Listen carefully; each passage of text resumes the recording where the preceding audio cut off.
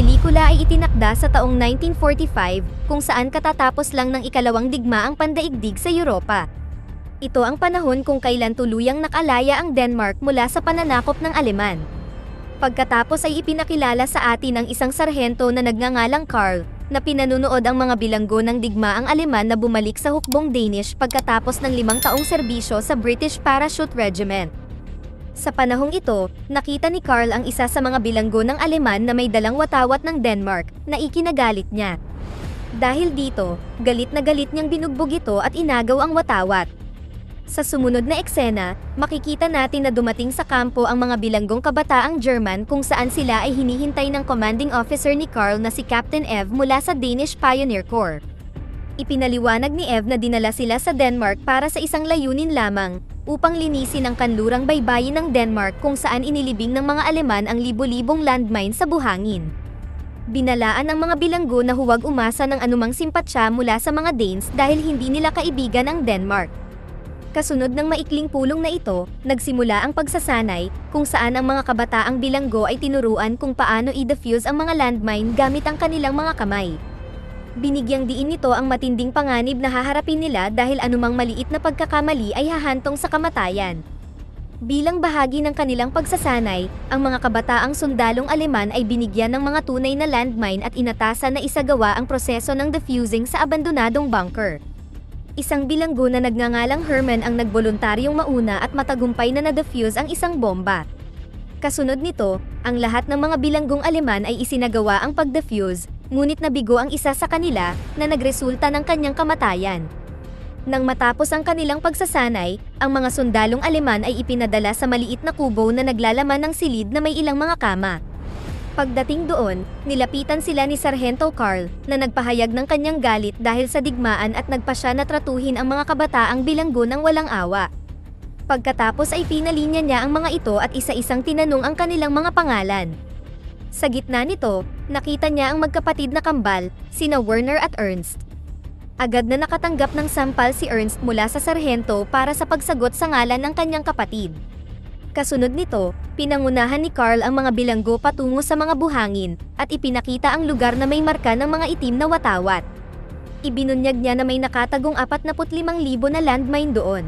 Pagkatapos ay inanunsyo niya na ang mga kabataang bilanggo ay papayagan lamang umuwi pagkatapos nilang ma-defuse ang lahat ng mga bomba na ito. Higit pa rito, ipinaalam niya sa kanila na kapag nagawa nilang makapag-defuse ng 6 na landmine kada oras at mailigtas nila ang sarili mula sa pagsabog, maaari nilang asahan na makakauwi sila sa loob ng 3 buwan. Binigyan din sila ni Karl ng mapa, na nagpapaliwanag na ang bawat zone ay may nakatalagang numero, at sinabihan niya ang mga lalaki na panatilihing laging updated ang mapa. Pagkatapos malaman ang mga impormasyon na ito, sinimulan ng mga kabataang sundalo ang kanilang trabaho. Dumapa sila sa buhangin at hinanap ang mga landmine at maingat na ini-defuse ang mga ito. Pagkatapos ng kanilang trabaho, nagpahinga ang mga lalaki sa maliit na kubo. Upang panatilihing positibo ang koponan, isa sa mga kabataang lalaki na nagngangalang Sebastian ang nagkwento tungkol sa mga plano niya pagka-uwi. Samantala, napansin ng kambal ang isang batang babae na naglalaro ng manika sa kabilang kalye. Nang makitang may pagkain ang bata, nilapitan siya ni Ernst at sinubukan na kaibiganin ito. Gayunpaman, ang kanilang pag-uusap ay biglang naputol nang dumating ang nanay ng batang babae at pinagalitan ito sa pakikipag-usap sa mga Aleman. Sa gitna nito, nagawa ni Ernst na magnakaw ng isang piraso ng tinapay mula sa larwang cart ng bata, na kalaunan ay ibinahagi niya sa kanyang kapatid. Pagsapit ng gabi, inutusan ni Karl ang lahat na magpahinga sa kanilang mga higaan at isinara ang mga pintuan ng kubo bago umalis. Kinabukasan, ipinagpatuloy ng mga kabataang sundalo ang kanilang trabaho, ngunit ang kanilang kalagayan ay nagsimulang maging mahirap dahil hindi sila nabibigyan ng pagkain dahil sa shortage pagkatapos ng digmaan. Bilang resulta nito, nagsimulang dumanas ng malnutrisyon ang mga Aleman, na nagpapahirap sa kanila na maisagawa ang mapanganib na tungkulin. Sa kabila ng paghihirap na ito, napilitan silang patuloy na magtrabaho ng walang anumang pahinga.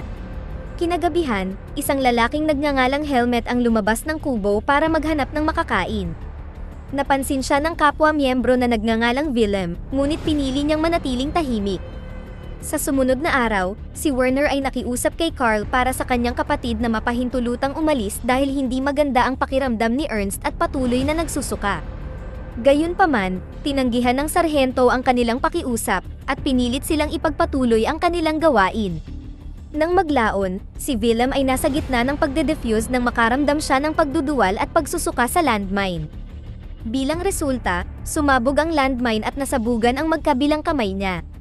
Nang makita ito, ang ilang mga lalaki ay nagmamadaling binuhat ang umiiyak na si Willem at dinala siya sa sarhento, at pagkatapos ay ipinadala siya sa field hospital. Nang gabi ring iyon, lahat ng mga lalaki ay nakaranas ng matinding pananakit ng tiyan dahil sa pagkain na dinala ni Helmet noong nakaraang gabi mula sa malapit na kamalig. Nang dumating si Carl kinaumagahan, agad na inamin ni Helmet ang kanyang kasalanan, kaya nagpa siya ang sarhento na tingnan ang kamalig. Nang magawa ito, nalaman niya na ang ninakaw ni Helmet ay mga dumi ng daga sa butil, at napagkamalang pagkain ito. Nang malaman ito, pinainom ni Carl ang mga bata ng tubig dagat upang alisin sa kanilang katawan ang nakakalason na pagkain. Pagkatapos, ipinakita ni Sebastian kay Carl ang isang wooden frame, at ipinaliwanag na mas mapapadali nito ang kanilang trabaho. Gayunpaman, tinanggihan ng sarhento ang ideya at inutusan siyang matulog. Sa sumunod na araw, bumisita si Carl sa field hospital para tingnan ang kalagayan ni Willem. Pagdating doon, malungkot na ipinaalam sa kanya ng nurse na si Willem ay namatay sa kanyang mga pinsala. Ang balitang ito ay nagpalungkot sa sarhento at nakaramdam siya ng simpatsya para sa mga kabataang Aleman. Pagkatapos nito, pumunta siya sa base camp nila at nagnakaw ng pagkain bago bumalik. Pagdating sa kanlurang baybayin, sinimulan ni Carl na tratuhin sila ng mas mabuti. Ginising niya ang mga lalaki at binigyan sila ng pagkain. Ang mga lalaki sa wakas ay napuno ang kanilang mga tiyan pagkatapos ng mahabang panahon. Di nagtagal, sinabi niya sa kanila ang mabuti at masamang balita. Simula sa positibong balita, sinabi niya na binisita niya ang field hospital at nagsinungaling na si Willem ay nagpapagaling ng maayos. Gayunpaman, ang masamang balita ay nahuhuli na sila sa schedule ng kanilang trabaho, kaya kailangan nilang mag-defuse ng 8 landmine kada oras upang makahabol. Pinayagan ni Carl ang mga lalaki na gamitin ang wooden frame na inimbento ni Sebastian upang mas mapabilis ang kanilang gawain. Habang ang iba ay nagpapatuloy sa pag-defuse sa mga landmine, dinala ni Werner, Ernst, at Ludwig ang mga na-defuse na bomba sa madamong bukid sa ibabaw ng burol. Pagkatapos ng buong araw na trabaho, bumalik ang mga lalaki sa kanilang kubo at nagpahinga. Kinagabihan, si Captain Eve, na nakarinig ng usap-usapan tungkol sa pagnanakaw ni Carl ng pagkain para sa mga lalaki, ay nagdala ng isang grupo ng mga sundalong British upang abusuhin at pahirapan ang mga Aleman. Nang marinig ang kaguluhan, lumabas si Carl at sinubukan na pigilan ang mga sundalo, at binanggit na kailangan nila ng mga lalaki upang maklear ang buong baybayin mula sa bomba. Huminto si Eve, ngunit isinama niya ang sarhento upang pribadong makipag-usap. Inakusahan siya ng kapitan na nagiging maawain sa mga Aleman at nagnanakaw ng pagkain para sa kanila. Sinabi ni Carl na kinuha niya ang pagkain para sa kanyang sarili at sa kanyang aso, hindi para sa mga lalaki.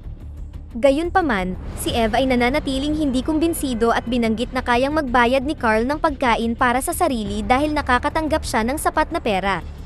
Kinabukasan, habang nagtatrabaho, natuklasan ni Ernst na ang mga landmine ay nakabaon sa ibabaw ng isa pa. Nagmamadali siyang sumigaw para sa kanyang kambal na kapatid upang balaan siya, ngunit hindi narinig ni Werner ang babala at malungkot na nasabugan ang sarili. Dahil sa takot, nagmamadaling hinanap ni Ernst ang kanyang kapatid, ngunit wala siya saan man. Sa kabila nito, hindi pa siya handang tanggapin ang pagkamatay ng kanyang kapatid kahit na kinausap siya ng sarhento. Nang makita ang malungkot na kalagayan niya, dinala siya ni Carl pabalik sa kubo at hiniling na magpahinga, tiniyak sa kanya na makikita din nila ang kanyang kapatid. Pagkatapos, lumapit si Carl kay Sebastian na nakatingin sa paglubog ng araw. Ipinagtapat niya sa kanya na hindi siya naging tapat sa mga lalaki at patay na si Willem. Bilang tugon, inihayag ni Sebastian na alam na niya ito. Sinabi rin niya na naiintindihan niya ang ginawa ni Carl dahil ayaw niyang mawalan ng pag-asa ang mga lalaki. Sa kanilang pag-uusap, ang dalawa ay unti-unting nagkaroon ng magandang koneksyon. Kinabukasan, bumisita si Carl sa base camp at muling nagdala ng pagkain para sa mga lalaki. Binigyan niya sila ng pahinga mula sa kanilang trabaho na nagpahintulot sa kanila na mag-enjoy sa beach. Sumama din siya sa kanila at masayang naglaro ng football, na tila nakalimutan pansamantala ang hirap na dinanas. Sa gitna nito, dalawang karagdagang bilanggo ng Aleman ang dumating roon upang samahan sila sa kanilang misyon sa pagtanggal ng mga landmine. Malugod silang tinatanggap ni Ludwig at inimbitahan silang sumali sa kanilang kasiyahan. Pagkatapos ng laban nila sa football, naglaro din sila ng karera, habang si Ernst ay makikitang naglalaro kasama ang daga na nakita niya sa madamong bukid. Sa sumunod na eksena, ang grupo ay nagpasyang bumalik sa kubo. Sa kanilang paglalakbay, si Carl ay naghagis ng bola patungo sa di umano'y clear zone ng beach at inutusan ang kanyang aso na kunin ito. Ngunit sa kasamaang palad, ang aso ay nag-trigger ng landmine at ito ay nasabugan. Ang pangyayaring ito ay labis na nagpalungkot sa sarhento at naisip niyang dahil ito sa mga iresponsableng lalaki. Si Ludwig na nakatalagang linisin ang lugar na iyon ay iginiit niyang dinisarmahan niya ang lahat ng landmine at binilang ito ng 2 beses upang makasigurado, ngunit naniniwala pa rin si Carl na nagkamali siya ng bilang. Sa kasamaang palad, nawalan siya ng pasensya at muli ay nagsimulang tratuhin ng masama ang mga lalaki. Sinabi niya na siya ay nakagawa ng malaking pagkakamali sa pamamagitan ng pagtitiwala sa kanila. Sa gitna ng tensyon na ito, si Helmet ay biglang tumawa, na nakadagdag sa galit ng sarhento. Sa paniniwalang iniinsulto siya nito, binigyan siya ni Carl ng malakas na sampal at binalaan siya na huwag ulitin ito. Kasunod nito, pinilit niya silang pumila at magmarcha ng magkakalapit sa mga cleared zone ng beach upang kumpirmahin na ligtas sila. Maya-maya sa araw na iyon, habang ang mga lalaki ay nagpapahinga sa kanilang mga kubo pagkatapos ng trabaho, gumawa si Helmet ng matapang na desisyon na tumakas. Sinubukan niyang hikayatin ang iba na tumakas din dahil hindi sila mabubuhay dito sa ganitong paraan. Gayunpaman, ang iba sa mga lalaki ay tumanggi na sundin ang kanyang gusto. Si Sebastian, na kumikilos bilang pinuno ng grupo, ay mahigpit na pinagsabihan si Helmet na kalimutan ang gayong ideya, at iginiit na mananatili sila dito hanggang sa matapos ang kanilang trabaho. Tumanggi si Helmet na sumunod at nagpasyang umalis ng mag-isa. Dahil sa walang ibang pagpipilian, itinali ni Sebastian at ng kanyang mga kasama si Helmet sa kanyang kama at naglagay ng bola sa kanyang bibig para manahimik siya. Makalipas ang ilang sandali, tumakbo ang nanay ng batang babae patungo sa kubo at humingi ng tulong sa mga lalaki na iligtas ang kanyang anak. Agad siyang sinundan ng mga lalaki sa restricted area sa dalampasigan kung saan nakita nilang naglalaro ang bata. Samantala, dumating si Carl sa kubo at si Ernst lang ang nakita. Pagkatapos magtanong tungkol sa kinaroroonan ng iba pang mga lalaki, ang sarhento ay nagpatuloy patungo sa dalampasigan, kung saan natagpuan niya ang mga lalaki na nagtutulungan na iligtas ang bata. Makalipas ang ilang sandali, dumating si Ernst sa pinangyarihan at naglakad patungo sa bata nang hindi iniisip ang mga bomba. Pinakalma niya ang bata, habang sinisigurado ni Sebastian na walang sasabog na landmine sa kanilang daan para ligtas na makuha ang bata. Sa kalaunan, naabot ni Sebastian ang bata, at ibinigay ito ni Ernst sa kanya. Gayunpaman, tumanggi si Ernst na bumalik at sa halip ay lumakad pasulong sa mapanganib na minefield. Dahil dito, nangyari din sa kanya ang kalunos-lunos na sinapit ng kakambal niya. Nang masaksihan ito, naging emosyonal si Carl at nagsimulang tratuhin ng maayos ang mga lalaki. Kinalaunan ay nilapitan niya ang nagdadalamhating si Sebastian at tiniyak sa kanya na malapit na silang makauwi. Sinabi rin niya na kailangan ng grupo si Sebastian, kaya kailangan niyang maging matatag. Mula sa araw na iyon, ipinagpatuloy ng mga lalaki ang kanilang gawain, at tinutulungan din sila ni Carl na tapusin ang kanilang mga gawain ng mabilis. Isang araw, ang 4 na lalaki, sina Sebastian, Ludwig, Helmet, at Rodolph, ay nagpatuloy sa paglilinis ng dalampasigan kasama ang sarhento, habang ang iba sa kanila ay ikinakarga sa truck ang mga hindi sumabog na mga bomba. Sa sandaling ito, hindi sinasadyang nailagay doon ng isa sa mga lalaki ang isang landmine na hindi na-defuse ng maayos kasama ang mga nakadeactivate na landmine. Nagresulta ito ng chain reaction na kumitil sa buhay ng lahat ng 7 miyembro ng grupo. Nang masaksihan ang kalunos-lunos na pangyayaring ito, si Carl at ang 4 na nakaligtas na lalaki ay sumugod sa lugar ng pagsabog ngunit walang nakitang bakas ng kanilang mga kasamahan. Ang mapangwasak na insidenteng ito ay nag-iwan ng matinding trauma sa mga nakaligtas. Sa sumunod na eksena, tinupad ni Carl ang kanyang pangako at pinauwi ang natitirang mga lalaki matapos matagumpay na maalis ang lahat ng mga landmine. Pagkatapos nito, bumalik ang sarhento sa base camp upang makipag-usap kay Eve.